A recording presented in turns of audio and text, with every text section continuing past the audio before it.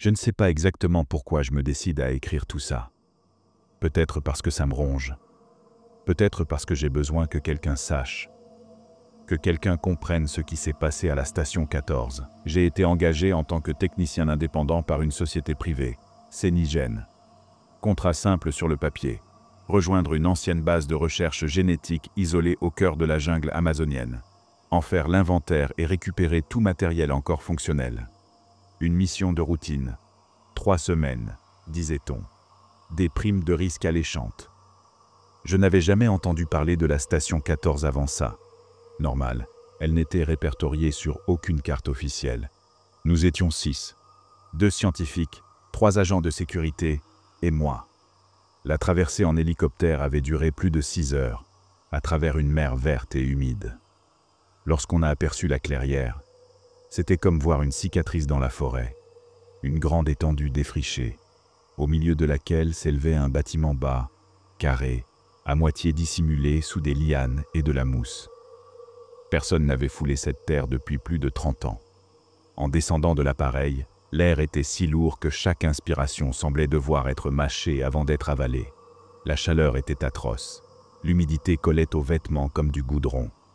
Le chef d'équipe, un certain Ramirez, nous a répartis en binôme sans perdre de temps. On devait établir un périmètre, vérifier la stabilité de la structure et sécuriser les lieux avant la nuit. La jungle, tout autour, était étrangement silencieuse. Pas de cris d'oiseaux, pas de bruissement d'insectes, rien d'autre que nos propres pas écrasant les feuilles pourries.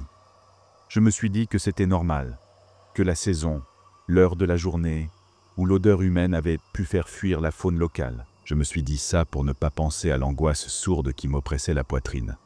C'est en installant le campement de base que s'est produit le premier incident.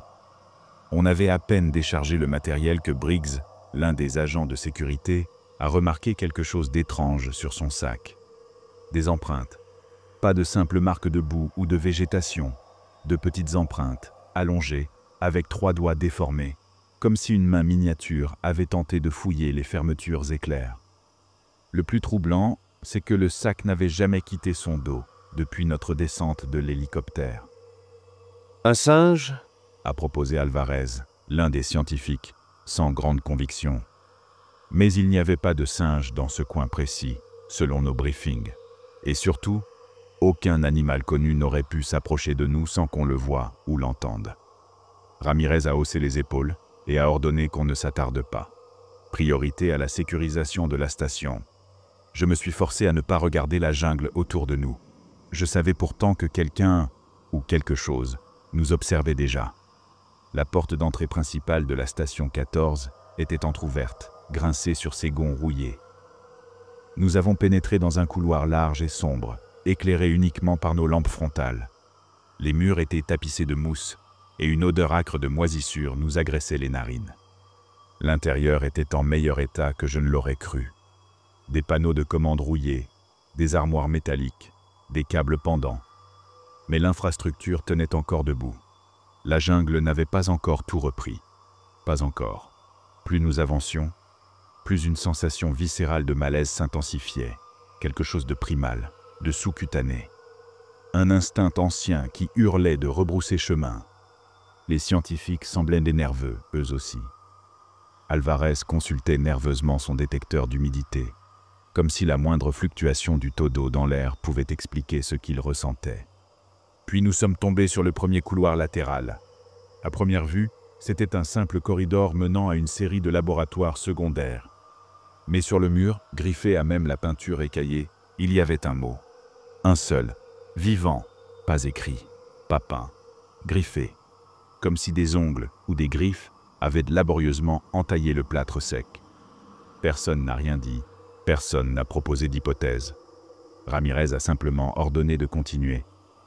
Je me suis demandé en silence si nous n'étions pas déjà allés trop loin. Le couloir latéral menait à une double porte métallique, rouillée mais encore solide.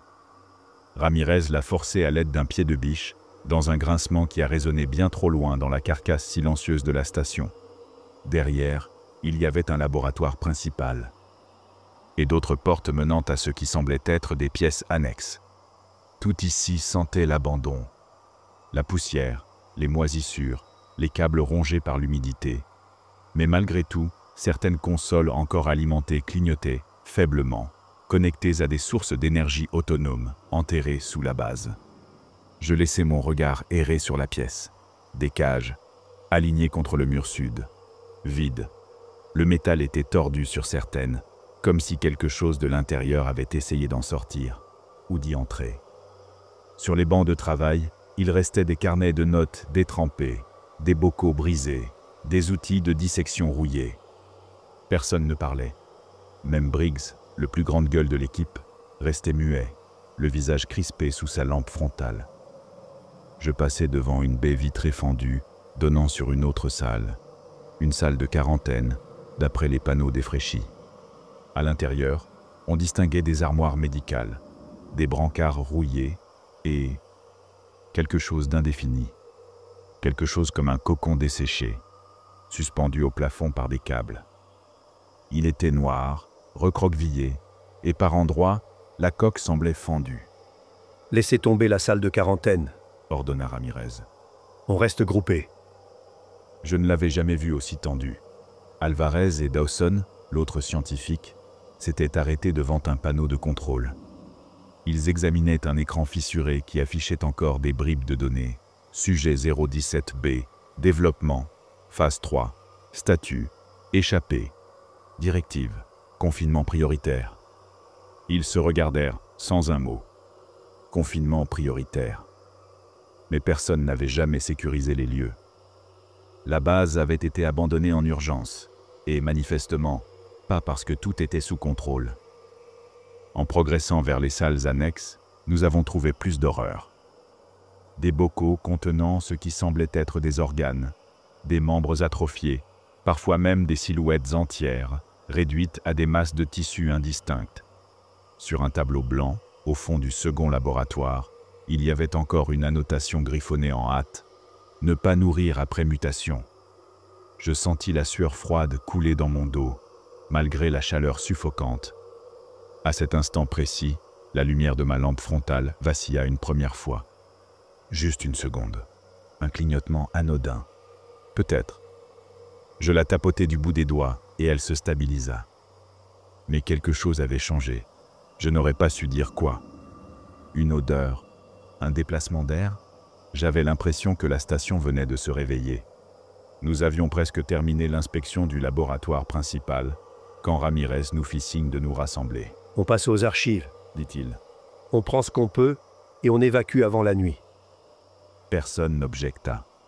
Personne ne voulait passer une nuit ici, sous ce plafond suintant, entouré de cages vides et de couloirs plongés dans l'obscurité. La salle d'archives se trouvait en contrebas, accessible par un escalier étroit qui s'enfonçait sous le bâtiment. À mesure que nous descendions, l'air devenait plus frais, mais aussi plus lourd, comme si la pression même de la jungle pesait ici, infiltrée à travers des couches de béton fissurées. L'endroit était un fouillis, classeurs éventrés, dossiers jetés au sol, étiquettes arrachées. La panique avait été totale. Ramirez assigna chacun à un secteur pour fouiller les documents rapidement. Je me retrouvais seul dans une rangée de classeurs métalliques, sous une lumière d'urgence clignotante. Je triais machinalement des papiers moisis lorsque j'entendis le bruit. Un froissement. À 2 rangées de là, discret, comme le bruit d'un vêtement qu'on effleure, ou d'une respiration étouffée. Je m'arrêtai net, tendant l'oreille. Rien. Le bruit ne revint pas. Seulement le bourdonnement faiblard des néons et ma propre respiration précipitée. Je repris ma fouille, tentant d'ignorer l'angoisse rampante qui me serrait l'estomac. Mais quelques minutes plus tard, alors que je glissais un dossier dans mon sac, je levai les yeux. Et je vis, brièvement, une silhouette minuscule filer derrière l'extrémité du rayonnage. Pas plus haute qu'un enfant de 6 ans, rapide, sinueuse. Je crus apercevoir des membres trop longs, une peau blafarde, un éclat humide sous la lumière. Puis plus rien, juste le vide. Je restais figé, incapable de bouger, l'adrénaline battant dans mes tempes. À quelques mètres, j'entendis Briggs éclater de rire, un son nerveux et faux.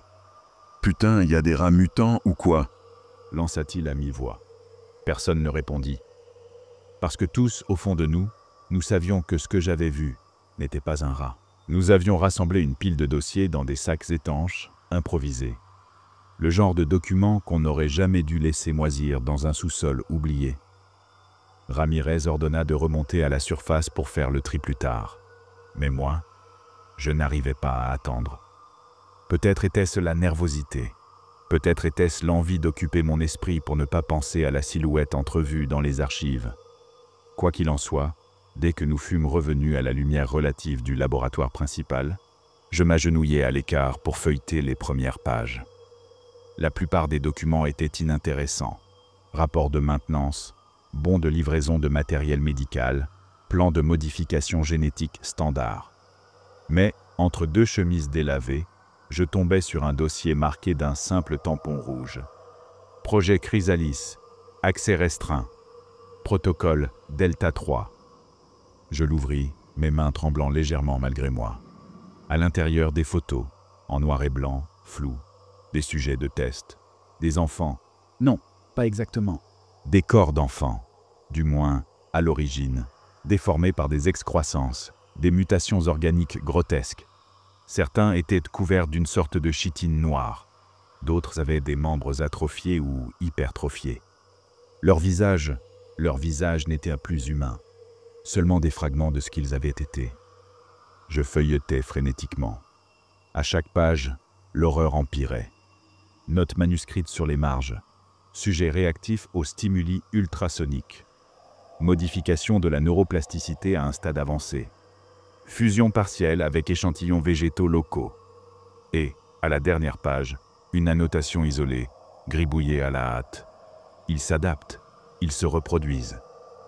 Je refermais brutalement le dossier, mon cœur battant à tout rompre. Autour de moi, les autres continuaient leur inspection, inconscients. Je compris alors une chose simple, brutale, indiscutable. La station 14 n'avait pas été abandonnée parce qu'ils avaient échoué. Elle avait été abandonnée parce qu'ils avaient perdu le contrôle. Et la jungle elle-même n'était peut-être plus la même. Nous avions établi notre campement sommaire juste devant la station, à quelques mètres de l'entrée principale. De simples tentes renforcées, installées à la hâte sous des projecteurs portatifs alimentés par un vieux générateur. La lumière blafarde projetait des ombres déformées sur les murs décrépits. La nuit tombait vite dans la jungle. À peine 30 minutes après le coucher du soleil, nous étions plongés dans une pénombre lourde, étranglés par l'épaisseur du couvert végétal. La chaleur ne faiblissait pas. Au contraire, elle semblait s'intensifier, piégeant l'air entre les arbres et la station comme dans une serre malade. Je tentais de me convaincre que tout allait bien, que tout cela n'était qu'un mauvais endroit, que nous aurions fini dans 2 jours. Je m'étais presque laissé convaincre, jusqu'à ce que j'entende le premier bruit. Un craquement, sec, net, étouffé par la terre moite. Un pas, puis un autre, juste au-delà du cercle de lumière projeté par les projecteurs. Je me figeai, l'oreille tendue. « Vous entendez ça ?» murmura Briggs derrière moi. Nous sortîmes tous de nos tentes, armes au poing pour les agents de sécurité, lampes torches pour les autres. Pendant plusieurs secondes, seul le bourdonnement du générateur nous accompagna. Puis, à la limite de la clarté, je vis quelque chose bouger. Un mouvement rapide, presque reptilien, se faufilant entre les troncs. « Animaux ?» proposa Dawson d'une voix blanche. Personne ne répondit. Personne n'y croyait vraiment. Ramirez donna immédiatement l'ordre. Tout le monde à l'intérieur de la station. On se replie. Nous abandonnâmes le campement presque intact, ne prenant que l'essentiel. Les portes métalliques furent refermées derrière nous avec un grincement lugubre. À l'intérieur, nous installâmes notre base temporaire dans le hall principal, entre les murs lépreux et les couloirs plongés dans l'obscurité. Chacun montait la garde à tour de rôle, pendant que les autres tentaient de se reposer sur des couvertures étalées au sol. Personne ne parlait plus. Le silence était total, ponctué seulement par des respirations tendues et le cliquetis sporadique du matériel. Je m'assis contre un mur, mon dos douloureux appuyé contre la cloison froide, et fixais les ombres dansantes projetées par nos lampes. Je savais que nous n'étions pas seuls. Je sentais une présence, multiple, mouvante. La nuit était tombée depuis plusieurs heures. Il devait être autour de 2 heures du matin quand les premiers phénomènes commencèrent. D'abord, un grattement léger sur les murs extérieurs, comme des ongles ou des petites griffes, effleurant méthodiquement le métal oxydé. Puis, des bruits de froissement, ici et là, furtifs, circulant le long des conduits d'aération. Trop rapides pour être humains, trop organisés pour être animaux. À un moment, Briggs, qui était de garde, réveilla tout le monde d'un hurlement brutal. Quelqu'un vient de passer devant la porte. Nous nous levâmes en sursaut, armes et lampes braquées vers l'entrée. Mais quand nous sortîmes dans le couloir, il n'y avait rien. Seulement le vide et le sifflement lourd de la ventilation antique. Nous fîmes une inspection rapide du périmètre, mais nous ne trouvâmes aucune trace. Pas de marque de pas, pas de porte forcée. Seulement cette odeur de terre humide, de végétation pourrissante. Et cette impression viscérale que quelque chose nous observait, tapis juste hors de portée de la lumière. Nous avions repris notre poste, ramassés les uns contre les autres, sous la lueur tremblotante de nos lampes frontales. Personne ne disait plus rien. Même Briggs, qui jusqu'ici parvenait à faire quelques blagues nerveuses, avait cessé de parler. Le silence de la station, entrecoupé du grésillement sourd du générateur, était devenu une entité en soi. Épais, poisseux, comme si l'air lui-même nous surveillait. Puis, sans avertissement, cela arriva. Un cri, pas juste un son, un hurlement, long, guttural, traînant dans la nuit étouffante au-delà des murs de la station. Le genre de cri qui ne ressemble à rien de ce qu'on connaît. Pas animal, pas humain. Quelque chose entre les deux. Un son saturé de douleur, de colère et d'une intelligence rampante. Il venait de l'extérieur, de la jungle, tout près. Nous fûmes tous figés, le cœur battant si fort que j'entendais mon propre sang pulser à mes tempes. « Qu'est-ce que c'était que ça ?» souffla Dawson, la voix à peine audible. Personne ne répondit. Parce qu'au fond, nous savions tous ce que cela signifiait. Ce n'était pas un animal errant. Ce n'était pas une illusion auditive. Quelque chose nous cherchait. Et il, ou plutôt il, savait que nous étions là. Ramirez ordonna un renforcement immédiat du périmètre intérieur. Nous bloquâmes les portes secondaires avec tout ce que nous pouvions trouver. Tables, chaises métalliques, armoires éventrées. Mais nous savions tous que si ça voulait entrer, rien de ce que nous avions ne l'en empêcherait. Je m'accroupis près de ma lampe frontale, vérifiant compulsivement la batterie, incapable de chasser le souvenir de ce hurlement. Il avait quelque chose de profondément mauvais, pas seulement agressif, pas seulement menaçant. Non, c'était pire. Il y avait dans ce cri la promesse d'une patience ancienne. Comme si la chose qui hurlait savait qu'elle pouvait attendre. Que tôt ou tard, nous devrions sortir. La nuit fut interminable. Nous nous relayâmes en silence pour monter la garde, tous à bout de nerfs. À chaque bruit, un craquement, un souffle d'air dans les conduits. Nos doigts se crispaient sur les armes et nos regards cherchaient, affolés, la moindre faille dans la pénombre. Le hurlement ne revint pas, mais l'angoisse, elle, resta. Lorsque la lumière grise du matin commença à filtrer à travers les fentes rouillées de la station, elle n'apporta aucun soulagement, juste une fatigue écrasante et une certitude rampante que nous avions basculé dans quelque chose qui nous dépassait. Ramirez donna l'ordre d'une inspection rapide du périmètre dès l'aube.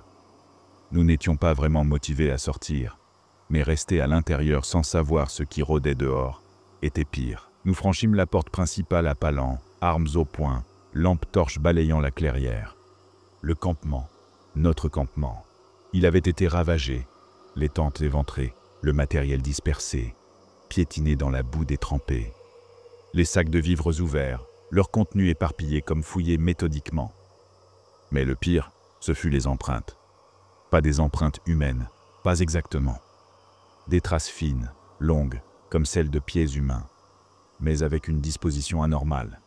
Des orteils trop allongés, une cambrure étrange, et elles étaient partout, autour des tentes, autour du générateur, tout autour de la station, mais jamais au-delà du cercle de lumière des projecteurs.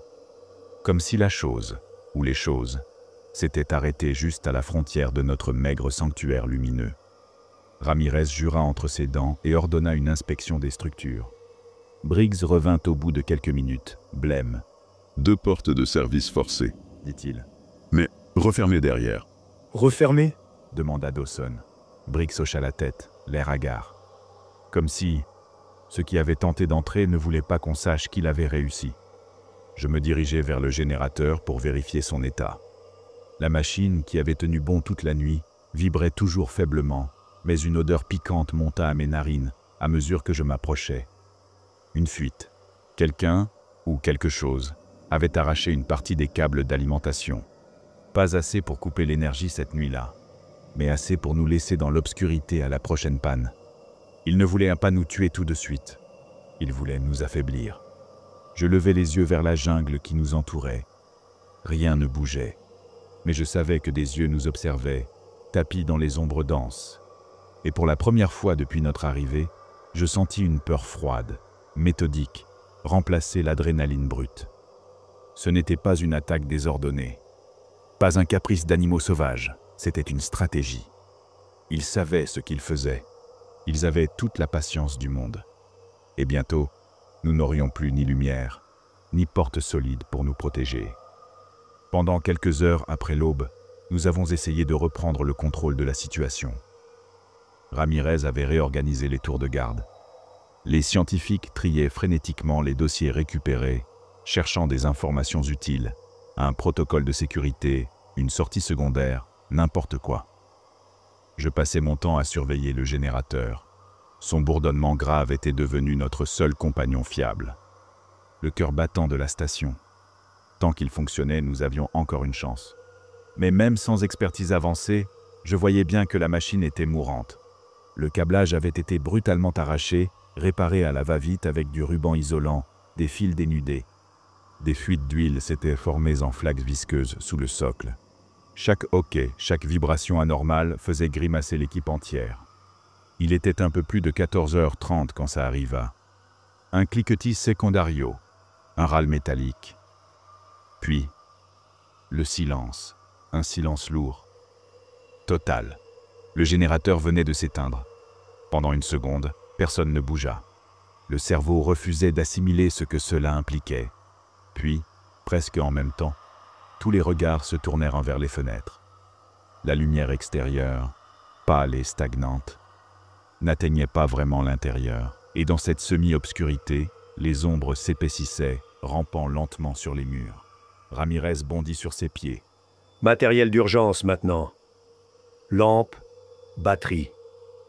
Tout ce qui fonctionne. Nous nous éparpillâmes dans un chaos méthodique, fouillant les sacs, les poches, le matériel. Mais tout était prévu pour un campement extérieur, pas pour un siège intérieur. Nous avions quelques lampes torches, quelques bâtons chimiques phosphorescents. Rien qui tiendrait plus d'une nuit. Pendant que je fouillais un sac, j'entendis de nouveau ce bruit. Ce froissement. Non pas un froissement, un glissement. Quelque chose se mouvait, là dehors, à la lisière de la station, dans les couloirs désormais plongés dans l'ombre. Et cette fois-ci, ce n'était pas un son isolé. C'était partout, sous nous, derrière les murs, au-dessus. La station tout entière semblait frissonner d'une vie malsaine. Briggs, livide, brandit une lampe vers la baie vitrée fissurée du hall. Et, juste avant que la torche ne vacille à son tour, je crus voir une silhouette fuyante passer, plaquée contre la paroi extérieure. Trop mince, trop rapide. Pas un animal, pas un humain, autre chose. Ramirez donna l'ordre que nous attendions tous, sans oser le formuler. On verrouille ce qu'on peut. On se regroupe dans la salle de quarantaine. C'est la plus solide. Personne ne protesta. Nous savions qu'il ne s'agissait plus de survivre jusqu'à l'arrivée de secours. Il s'agissait juste de gagner quelques heures de plus. La salle de quarantaine était une pièce rectangulaire, aux murs renforcés par des plaques d'acier corrodées. Un sas rouillé permettait de l'isoler du reste de la station. C'était notre dernier refuge. Nous nous y enfermâmes à 7. Ramirez, Briggs, Dawson, Alvarez, le docteur Nguyen, un agent de sécurité que je connaissais à peine, et moi. La porte principale était verrouillée, barrée de tout ce que nous avions pu transporter. Mais personne n'était dupe. Si ça voulait vraiment entrer, rien de ce que nous avions suffirait. Nous nous installâmes dans un silence tendu. assis à même le sol, ou appuyés contre les murs suintants, les lampes torches braquées vers les accès. Chaque respiration, chaque soupir, chaque déplacement infime semblait résonner comme un coup de tonnerre dans cette atmosphère saturée de peur. Je fixais la lumière tremblotante de ma lampe, incapable de m'en détacher, comme si elle était la seule chose qui me séparait du néant rampant au-delà. Les bruits commencèrent peu après. D'abord des grattements, furtifs, sur le sas d'entrée, sur les murs, comme si de minuscules doigts cherchaient une faille. Puis des chuchotements, faibles, presque inaudibles, pas des mots, des souffles, des murmures vides d'intention, mais pleins de présence. Je vis Briggs tendre l'oreille, blêmir, puis se recroqueviller contre le mur, la main crispée sur son arme. Alvarez murmurait des phrases sans queue ni tête, les yeux fixes, son carnet de notes serré contre sa poitrine comme un talisman.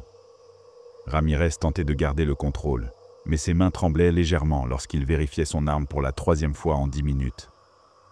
À un moment, je crus entendre des pas, lents, méthodiques, non pas au loin, pas dehors, dans la station, juste de l'autre côté du mur. Quelque chose, ou plusieurs choses, se déplaçaient dans les couloirs abandonnés, traînant sur le béton poussiéreux, cherchant, tournant autour de notre refuge comme des prédateurs patients. Le temps se dilatait, chaque minute semblait une heure, chaque heure une éternité. Nous étions assiégés, pas par une horde déchaînée, par quelque chose de bien pire, une intelligence froide, affamée, qui savourait notre peur. Il savait que nous ne tiendrions pas longtemps, pas dans le noir, pas seuls, pas ici. Cela faisait combien de temps que nous étions enfermés? Des heures, peut-être plus. À force de fixer l'obscurité, mes yeux me jouèrent des tours. Des formes mouvantes semblaient danser aux limites du faisceau de ma lampe. Alvarez marmonnait toujours, recroquevillé contre le mur. Dawson somnolait par à-coups, la main crispée sur son arme. Le silence était si tendu qu'on aurait pu entendre tomber une goutte de sueur. Et puis, sans prévenir, ça arriva. Un bruit sec, un choc étouffé contre la porte du sas. Nous nous redressâmes d'un bond, braquant toutes nos lampes vers l'entrée. Un second impact, plus fort. Le métal gémit sous la pression. Quelque chose, ou plusieurs choses, frappèrent la porte. Pas avec brutalité désordonnée, avec méthode, testant, pesant, calculant. Ramirez ordonna à voix basse. « Position! Ne tirez que si ça cède. » Nous nous alignâmes devant la porte, armes tremblantes, lampe torche fixée sur le sas branlant. Une 3e secousse fit vibrer le sol sous nos pieds. Pas un simple coup. Un arrachement.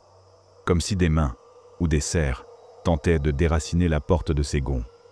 Briggs jura entre ses dents, le canon de son fusil tremblant. « Ils savent qu'on est faible, » murmura-t-il.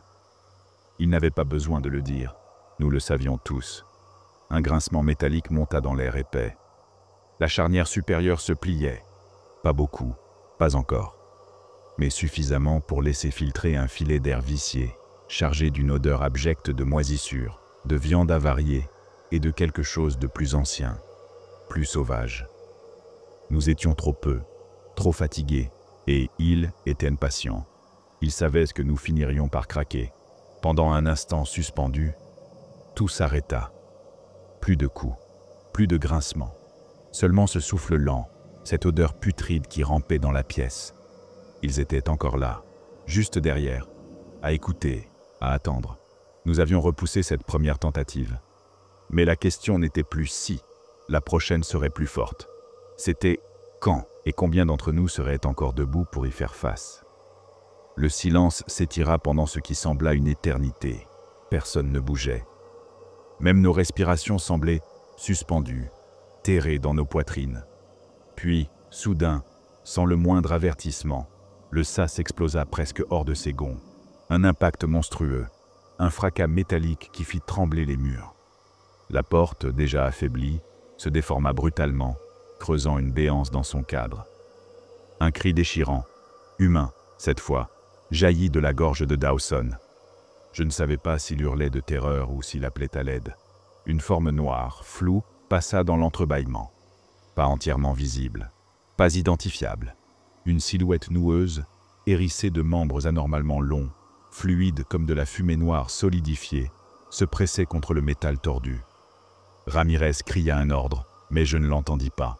Mon cerveau ne traitait plus que le pur besoin primaire de survie. Briggs tira le premier. Une rafale sèche, brutale. Le bruit des balles ricochant contre l'acier remplit la pièce, accompagné d'un hurlement inhumain venu de l'autre côté.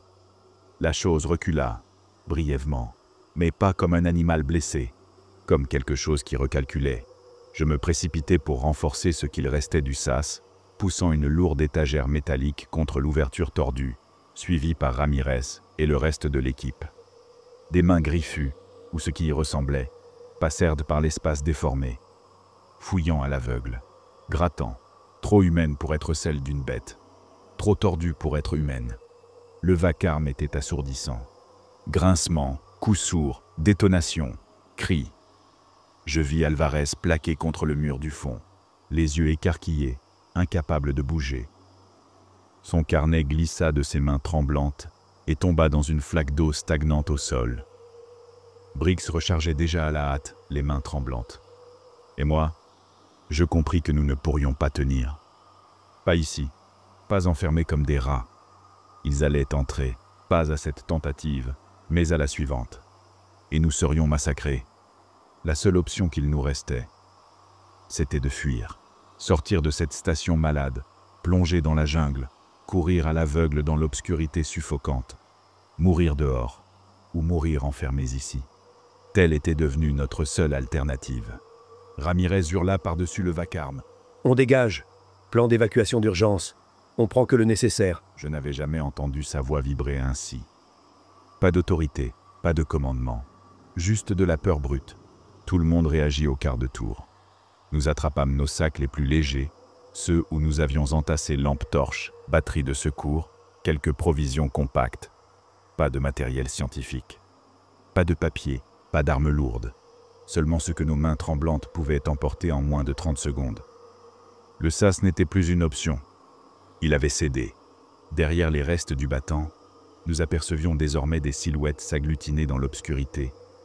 Des corps minces, tordus, rampant sur les murs, s'épaississant, convergeant. Le plafond vibrait sous leur déplacement. Les murs grondaient, de coups sourds et méthodiques. Briggs hurla. « Sortie technique arrière. Il y a une trappe vers l'extérieur, à côté du local générateur. » Ramirez acquiesça, la mâchoire serrée. Nous nous engouffrâmes hors de la salle de quarantaine, courant à travers les couloirs inondés d'ombre, guidés seulement par la lumière vacillante de nos lampes frontales. Chaque pas claquait sur le béton humide. Chaque respiration sifflait, étranglée par la peur. Derrière nous, des cliquetis métalliques et des grincements indiquaient que ils suivaient. Pas en courant, pas en hurlant, non, en traquant, calme, serein. Certaines horreurs n'ont pas besoin de se précipiter pour dévorer. Nous atteignîmes la trappe d'évacuation, un vieux panneau rouillé à moitié dissimulé sous des conduites éclatées. Ramirez et Briggs se jetèrent dessus pour dégager le passage, pendant que Dawson, Alvarez et moi couvrions les arrières. La porte ne s'ouvrit qu'après plusieurs tentatives frénétiques, grinçant sur ses gonds comme un animal blessé. Dehors, la jungle nous attendait, épaisse, sombre, saturée d'une chaleur putride. Mais c'était notre seule chance. Un à un, nous nous engouffrâmes dehors, glissant sur la boue, trébuchant dans les racines. Je jetai un dernier regard par-dessus mon épaule.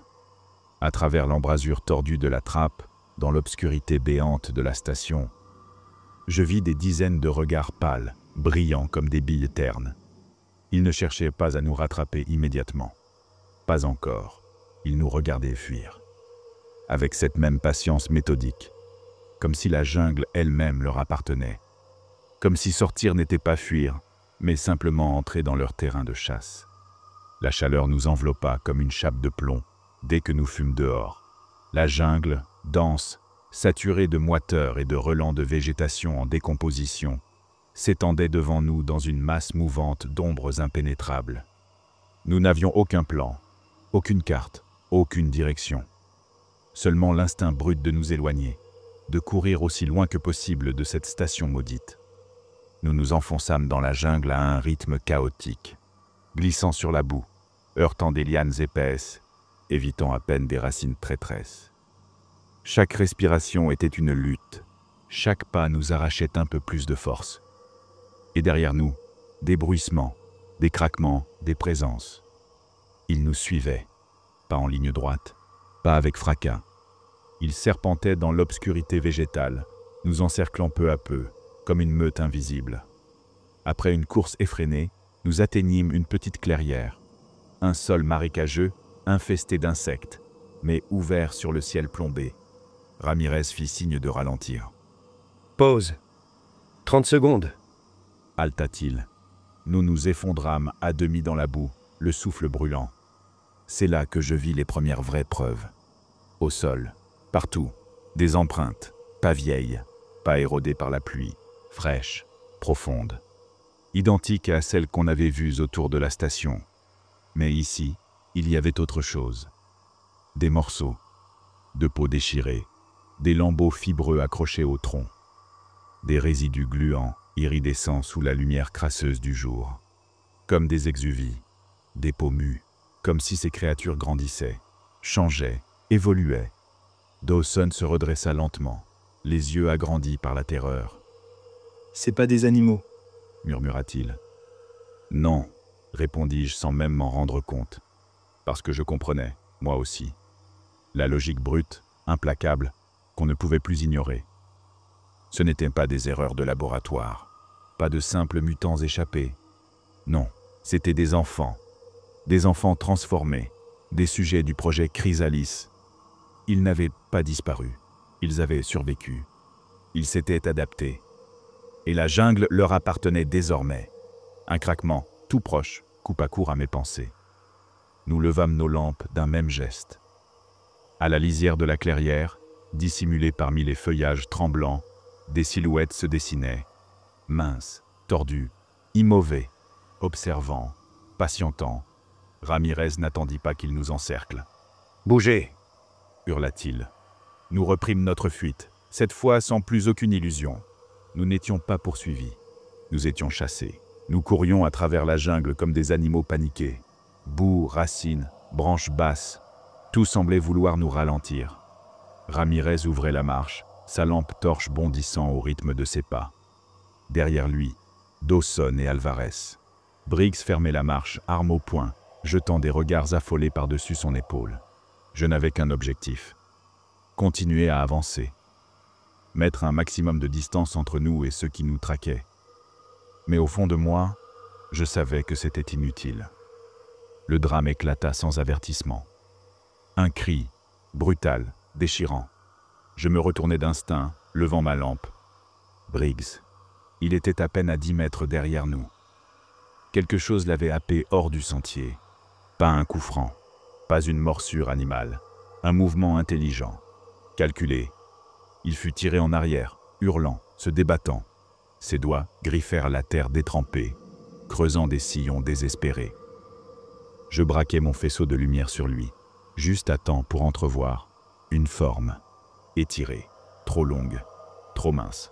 Son torse semblait disloqué, comme s'il avait été brisé et reconstruit sans aucune logique humaine. Sa peau était pâle, parcheminée, couverte de nervures noires et de croûtes chitineuses. Ses yeux, si on pouvait appeler ça des yeux, étaient 2 fentes humides, laiteuses, sans pupilles. Et ses bras, longs, terminés par des doigts effilés, recourbés, semblables à des lames. Il n'y eut pas de lutte prolongée. La créature enroula ses membres déformés autour de Briggs. Un craquement sec retentit, sinistre, définitif. Puis plus rien. Le corps de Briggs fut traîné dans l'obscurité des feuillages, aspiré comme un fétu de paille dans une mer de feuilles. Disparu, nous restâmes figés une fraction de seconde, pétrifiés par la terreur. Puis Ramirez hurla de nouveau. « Cours !» Nous nous élançâmes sans demander notre reste. Pas de stratégie, pas de formation. Juste l'instinct brut de survivre. Et derrière nous, dans l'ombre mouvante des arbres, les murmures reprenaient. Plus proches, plus nombreux. Ils n'avaient plus besoin de se cacher. Ils avaient pris goût à la chasse. Et nous n'étions que les premières proies. Nous courions depuis ce qui me semblait être des heures. La chaleur nous écrasait. La sueur nous aveuglait. Chaque respiration était une déchirure dans nos poumons brûlants. Alvarez chancelait à chaque pas. Dawson traînait une jambe ensanglantée, éraflée par une chute précédente.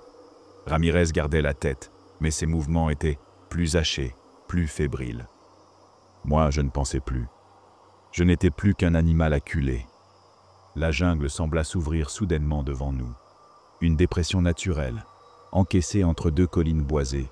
Au fond, dissimulée sous un rideau de vignes mortes, une structure de pierre érodée. Un ancien poste de surveillance militaire, peut-être, ou les ruines d'une station de recherche antérieure, engloutie par le temps et la végétation. Peu importait.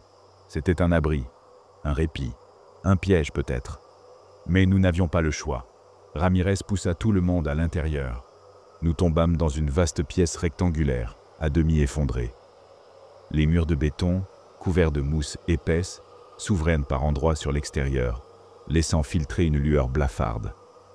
L'air ici était vicié, chargé d'une odeur de moisissure et de pourriture stagnante. Mais pour la première fois depuis des heures, il n'y avait pas de bruit. Pas encore. Nous bloquâmes les principales ouvertures du mieux que nous pûmes. Branches, rochers, débris. Tout semblait dérisoire face à ce qui rôdait dehors, mais ça nous donna quelques précieuses minutes. Assez pour respirer, pour regarder autour de nous. C'est alors que je vis les marques. Pas sur le sol, sur les murs. Des gravures grossières, taillées à même la pierre avec ce qui semblait être des griffes ou des outils primitifs. Des silhouettes, humaines puis monstrueuses. Des corps qui se déformaient, des têtes qui s'étiraient, se fissuraient, des bras qui devenaient des lianes noueuses, des jambes qui fusionnaient avec le sol.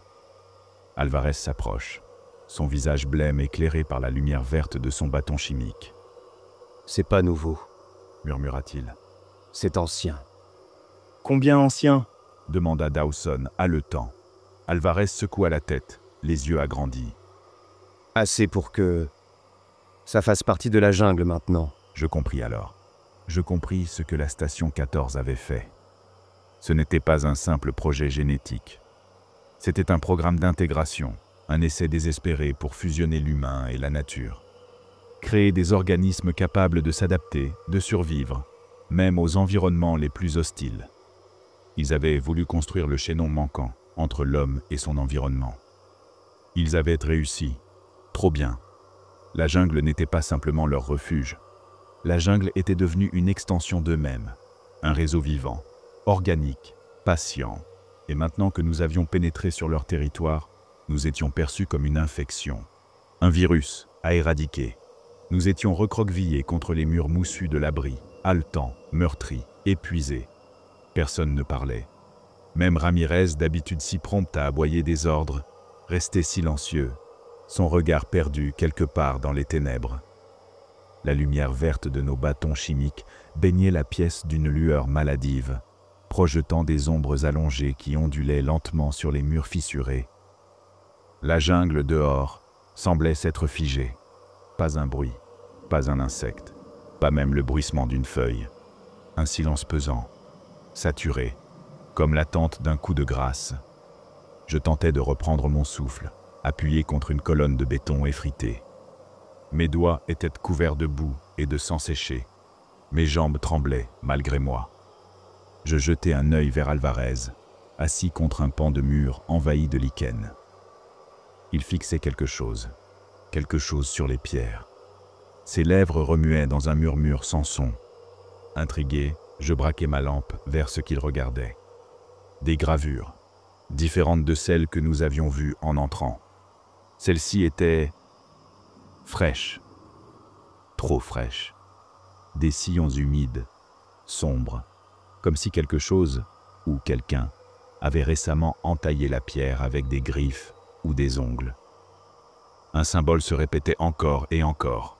Un cercle irrégulier, fendu par une ligne serpentine. Un œil déchiré, ou une bouche, ou une fêlure, je ne savais pas. Mais ce que je savais, c'était que ces marques n'étaient pas là quand nous étions entrés. Ramirez s'agita soudain. « Vous sentez » murmura-t-il, la voix rauque. Je hochai la tête avant même de réfléchir. Oui, une odeur. plus forte que la moisissure ambiante. Une odeur animale, de chair humide, de sol retourné. Dawson blême désigna du doigt un pan de mur à moitié effondré. La mousse s'agitait, doucement, comme sous l'effet d'une brise invisible. Ou comme si quelque chose rampait dessous. Nous n'étions pas seuls, nous n'avions jamais été seuls. Un léger craquement résonna, suivi d'un second, plus proche. Pas des pas lourds, des glissements, des frôlements, des approches. Ramirez se redressa lentement, arme au poing. « Aux sorties, Murmura-t-il. maintenant. » Mais il était déjà trop tard. Le premier à bouger fut Dawson. Un mouvement réflexe, paniqué. Il voulut se lever, s'élancer vers une des ouvertures secondaires. Mais à peine avait-il franchi 3 pas qu'un bras jaillit de la fissure dans le mur. Pas un bras humain, un membre filiforme, couvert de croûte noire, terminé par des doigts, comme des harpons. Il l'attrapa à la cheville. Un cri brut surgit de la gorge de Dawson. Nous nous tournâmes, impuissants, pour le voir tirer en arrière, arraché au sol. Ses ongles grattèrent la terre dans un grincement horrible. Ses hurlements furent étouffés en un instant, aspirés dans la bouche béante de la jungle. Alors, la jungle elle-même sembla s'ouvrir. Des silhouettes dégingandées se détachèrent de l'ombre. Pas une, pas deux. Des dizaines. Minces, nouées, faufilant leurs membres déformés entre les ruines comme des araignées silencieuses. Ils avançaient lentement, inexorablement. Pas de cris, pas de clameurs. Juste ce glissement mouillé sur la terre et la pierre. Ramirez tenta de tirer. 3 balles claquèrent dans la nuit moite. Une des créatures chancela brièvement. Un jet de liquide sombre, éclaboussant un tronc pourri. Puis elle se redressa, comme si de rien n'était. Leur chair ne réagissait pas comme la nôtre. Elles absorbaient les dégâts, ou les ignoraient. Alvarez, figé de terreur, fut le suivant. Une main griffue jaillit de l'obscurité derrière lui, l'attrapa par l'épaule. Je vis ses jambes se raidir, ses yeux se révulser, son corps disparaître dans les fourrés comme un pantin désarticulé. Il ne restait plus que Ramirez et moi. Nous nous repliâmes dos à dos, lampe frontale tremblante, arme vide ou inutile. Je levai ma lampe vers l'une des créatures approchant lentement. Pour la première fois, je la vis de près. Son visage, une parodie grotesque d'humanité, un crâne allongé, des orbites vides, un torse tordu où perçaient encore les vestiges d'une cage thoracique humaine, comme un enfant difforme et abandonné à la jungle pendant des décennies. Un murmure suinta de sa gorge, un son qui n'était ni mot, ni cri, juste une faim ancienne. Ramirez se jeta sur la créature avec un hurlement de rage. Il disparut sous une masse de membres effilés, dans un bruit sourd de chair et d'os broyés. Je n'attendis pas. Je courus, à l'aveugle, à travers la jungle, la boue, la brume suffocante, sans savoir où j'allais, seulement fuir, toujours fuir. Je ne sais pas combien de temps j'ai couru. Des heures, des jours peut-être. La jungle est partout maintenant. Pas de sortie, pas d'échappatoire. Je me suis réfugié dans un vieux tronc creux pour écrire ce témoignage. Ou peut-être pour délirer un peu plus longtemps avant la fin. Je sais qu'ils sont là, tout près. Je les entends, leurs pas mous dans la boue. Le froissement des feuilles. Ils ne se précipitent pas, ils n'ont pas besoin. La jungle leur appartient, et bientôt, je leur appartiendrai aussi. La lumière de mon dernier bâton chimique faiblit. La nuit me ronge de toutes parts. Je n'essaie plus de bouger. Je n'essaie même plus de lutter. Il fait si chaud. La jungle respire autour de moi, suinte, palpite. Je sens la terre vibrer sous mon corps. Je sens leur présence. Pas un bruit, pas un cri. Juste l'inévitable. Quelque chose s'approche. Je n'ouvre pas les yeux. Je sens des doigts effilés frôler ma peau, explorer, palper, curieux. Pas brutaux, comme des enfants découvrant un jouet cassé. Je n'ai plus peur. Je n'ai plus rien. Je comprends maintenant. Je suis à eux. Je fais partie de la forêt, de la vie qu'ils ont créée, de l'échec qu'ils ont transcendé. Le dernier bruit que j'entends avant que la lumière ne s'éteigne complètement, c'est mon propre souffle, aspiré par une bouche que je ne vois pas. Et quelque part, tout autour, des murmures humides, rauques, qui me souhaitent la bienvenue. Le 14 août 2026, lors d'une mission de reconnaissance aérienne au-dessus de la zone interdite du secteur Delta 14, un drone a détecté une anomalie thermique au cœur de la jungle amazonienne. Une équipe de récupération terrestre fut dépêchée sur place. Leur mission: localiser et extraire tout matériel scientifique ou humain encore existant. Ils ne trouvèrent personne. Aucune trace d'une équipe vivante. Seulement un carnet. Un vieux carnet détrempé, coincé dans un tronc creux fendu par la chaleur et l'humidité. Les pages, pour la plupart illisibles, contenaient cependant quelques passages encore exploitables. Assez pour reconstituer l'horreur silencieuse qui s'était abattue sur la station 14. Rapport interne. Classé niveau 5. Eyes only. Recommandation finale. Interdiction totale d'accès à la zone Delta 14. Élimination immédiate de tout témoin autorisé. Observation continue de l'expansion végétale anormale.